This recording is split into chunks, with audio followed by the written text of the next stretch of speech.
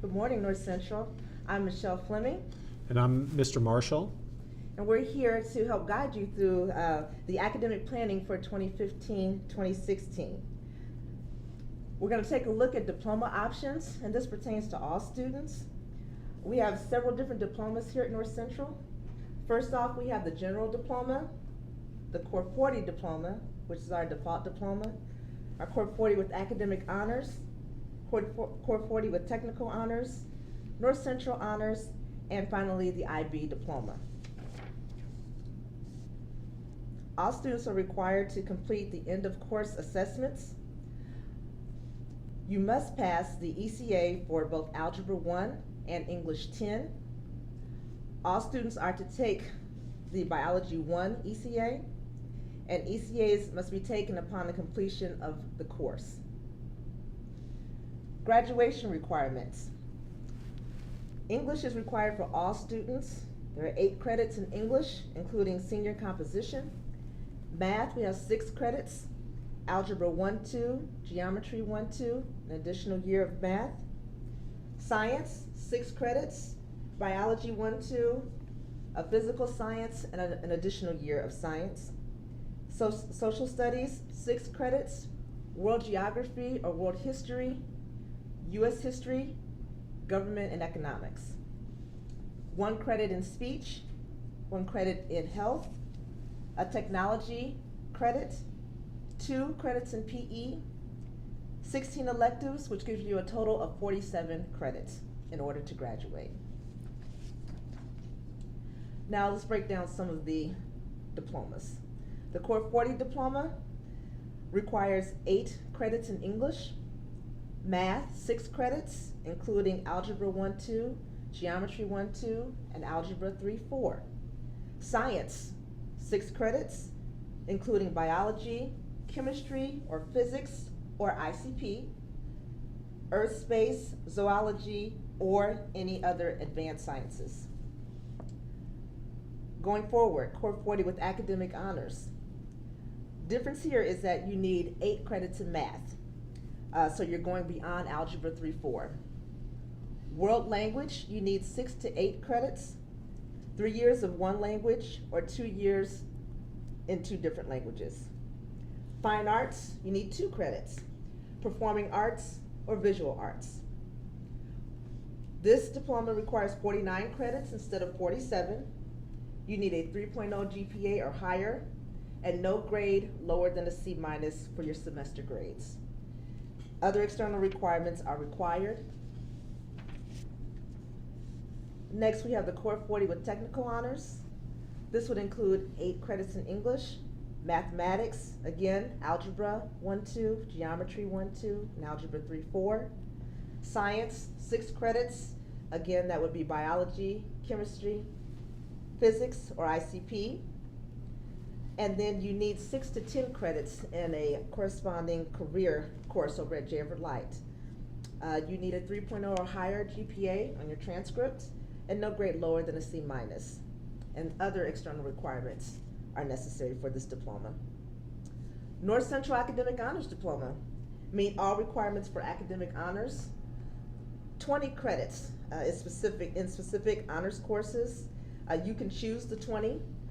Also 3.0 GPA or higher, no grade lower than a C-. Ds can be made up with extra courses, but be mindful that too many Ds can cause you not to earn the North Central Academic Honors Diploma. And finally, the IB Diploma. This is a rigorous 2-year program. You can apply at the end of your sophomore year. And if you're interested, you can see your counselor or talk with Mr. Gouldy for more information. Finally, we'll look at the criteria for weighted classes. You must meet 2 out of the 3 requirements to move on from CP to an X or AP course. One would be a teacher recommendation. Another would be to have an A or B on a semester grade. Third, an A or B on a final exam. And no grade lower than a C- to stay in an X or an AP class. Thank you. Thanks, Michelle. I'm going to start with the special applications. Special applications are a form is a form that is required for a specific class. Typically requires a signature from either a parent or the student or maybe a department chair. Some of those applications are the following. Those students who want to take a multi-hour J. Everett Light course. There's a form that's found in the guidance office. It looks like this. Needs to be completely filled out, and it needs to be turned in along with your course selection sheet to ensure that you will have that spot in that class. Next is a form that needs to be filled out for the publications department, a permission form. It's nice bright pink color. This can also be found in the guidance office, and again needs to be filled out and turned in along with your course selection sheet. Advanced PE. Remember, if you're considering doing an advanced PE or a GA position, you need to have completed both your PE credits first to be eligible to take an advanced PE class, and that advanced PE form can be found in the athletic department. For rising seniors and rising juniors as well, you can be eligible to do an early release, which means that you would leave campus at the end of 9th period. There are certain requirements that you need to fulfill to be eligible to do an early release.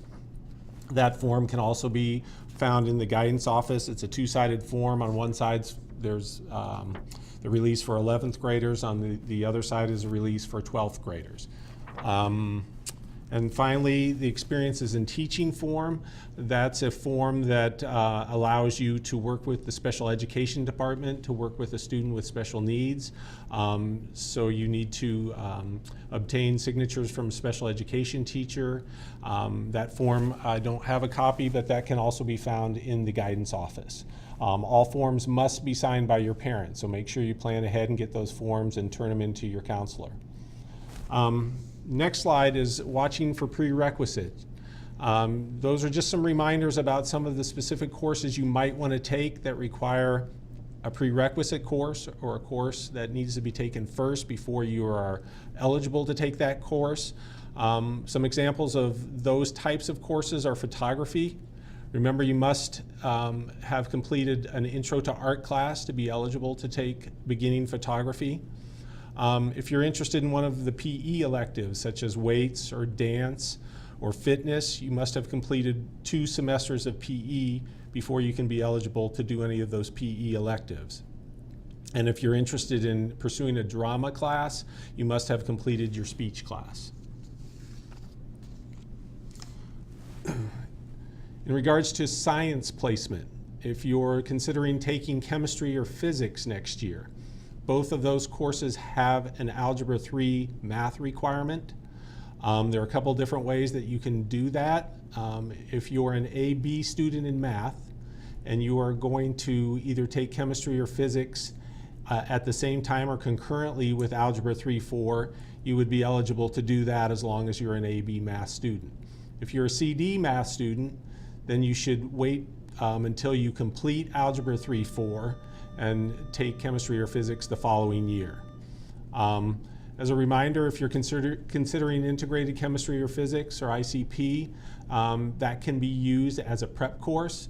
If you are that CD math student and you're wanting to take chemistry or physics the next year, you can go ahead and take CP, and that will give you some introductory information about both of those courses. Electives. We always remind students when you're choosing your electives to choose wisely. Once you have chosen those courses, you will be expected to take those courses. This time of year during drop ad, we always have a lot of students requesting to change electives. That's not something that we want to do in the guidance department. That's why we encourage you to ask questions, do research in your course catalog, ask siblings, teachers, and parents, but choose those electives wisely. It's a good opportunity for you to explore a variety of different career options, maybe explore some talents that you think you might have, and there's a wide variety of electives to choose from. But again, make sure you choose those courses wisely, because what you take or what you pick, you will be expected to take. On your course selection sheet, there are spots at the bottom the bottom of your actual course selections. It's called alternative selections. Please make sure you pick an alternative selection. Sometimes a course may be filled, or maybe a course selection may change and not be available. And this allows the counselors to put a replacement in for that course that didn't work in your schedule. If you do not put a course into that alternative selection line, we will just have to pick whatever is open. So we really encourage you to fill in those alternative selection spots, so we have some choices for you if a course is unavailable. Next, some reminders about summer school. Again, on the course selection sheet, at the very bottom is your summer school plan. And it's important to remember that this is just a plan. This isn't actually a registration for summer school. This is just allowing your counselor to know what you are thinking as far as maybe getting ahead or making up a course. But again, both summer school sections are reflected at the bottom of this page. Fill those out. That way, if maybe you're moving ahead in math or whatever it might be, your counselor will then know and that what you've chosen in your regular course selections is the right choice based on what you're taking in summer school. We will begin registration for summer school in April.